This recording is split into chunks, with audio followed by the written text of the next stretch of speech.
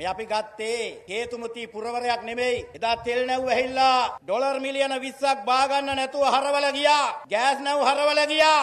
Light නැතුව තිබුණා. කරවලේ හිටියා. පොලිමේ මැරුණා. ණය ගෙවා ගන්න බෑ කියලා ලෝකෙන් සීල් ගහලා බංකොලොත් කරපු රටක්, සකල විදතින් විනාශ කරපු රටක් බාරගත්තේ. විනාශ කරපු රටක් එහෙම එකක් දාලා ගියේ. ඔයාලා නිකන් හිතන් මහා පල්ලමකට මහා බස් එකක් කඩාගෙන වැටෙනකොට, ඒක ඇතුලේ මිනිස්සු විලාප ගහනකොට කවුරු හරි කෙනෙක් ගිහින් ලෝකේ රියදුරු මහත්තයාගේ ආසනේ වාඩි වෙනවද? වාඩි වෙන්නේ නැහැ. ඒ අභියෝගය බාර ගන්න පුළුවන් නිර්භීත අභීත දැක්මක් සහිතව මිනිස්සුන්ට පමණයි. අන්න එහෙම ප්‍රපාතයට කඩා වැටෙන වාහනයක සීට් එකක වාඩි උනේ අනුර කුමාර ජනාධිපති සහෝදරයා. ඒකේ වාඩි උනේ නැත්තම් චප්ප වෙලා චොප්ප වෙලා යනවා. අද එතෙන් සිට මේක ක්‍රමානුකූලව දැන් හදාගෙන යනවා. ආණ්ඩුව හැදුවේ නොවැම්බර් 21. අදට මාස 4යි දින 14යි. ලපටි ආණ්ඩුවක්, ලදරු ආණ්ඩුවක්. ඒ විතරක් නෙමෙයි, මේ බලය තාම අපේ අතට හරියට ආවේ නැහැ. මේ බලය සම්පූර්ණ වෙන්න ප්‍රාදේශ සභාවේ බලය ඕන, නගර සභාවේ බලය ඕන, පළාත් සභාවේ බලය ඕන, සමූපකාර ඡන්ද ටික ඕන.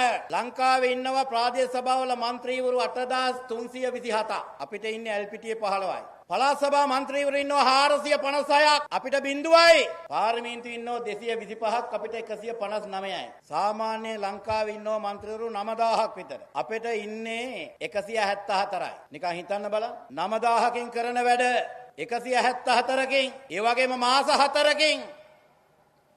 හැබැයි අපිට සතුටු වෙන්න පුළුවන්.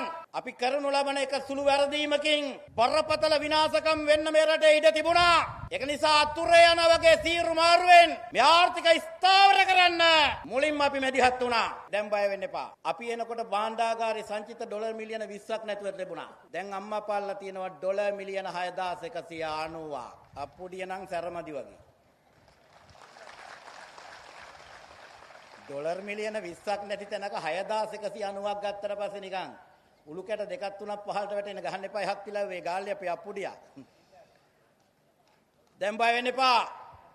සංචිත ඩොලර් මිලියන 6190ක් දක්වා වැඩි කළා.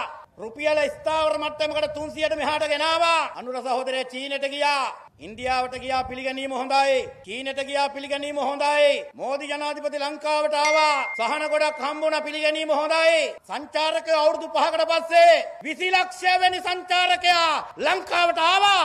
රුපියල ශක්තිමත් වෙනවා, සංචිත වැඩි වෙනවා, කොටස් වෙළඳපොළ එදා මෙදා තුර වැඩිම වර්ධනය වෙනවා, ජාත්‍යන්තර සබඳතා තර වෙනවා, විදේශීය ආයෝජන එනවා, සංචාරකයෝ එනවා. මේ ටික ඔක්කොම කරනකොට අර ශ්‍රේණිගත කිරීම ආයතන, රේටින් මූඩිස් වගේ ආයතන එක විට අපි දෙකකින් උඩට දැම්මා. අපි බලය ගන්නකොට සීල් ගහපු බංකොලොත් රටක් මාස 4ක් යනකොට සීල් එක මකලා බංකොලොත් භාවය අහිමි කරගත්ත රටක්. දැන් බංකොලොත් රටක් නෙමෙයි.